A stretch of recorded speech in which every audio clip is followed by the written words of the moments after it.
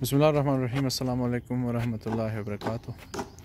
So the steel and shuttering fixing a plinth beam is in progress here at our house construction site.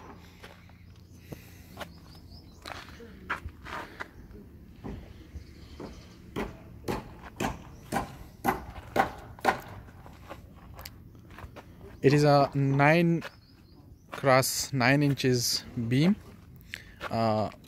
And in fact that is the most widely used plinth beam.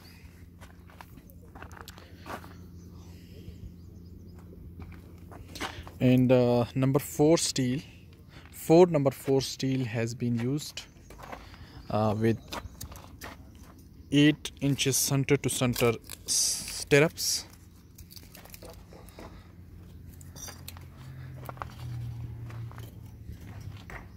And we are almost ready to power it.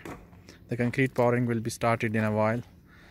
Here at this side we have to fix the shuttering.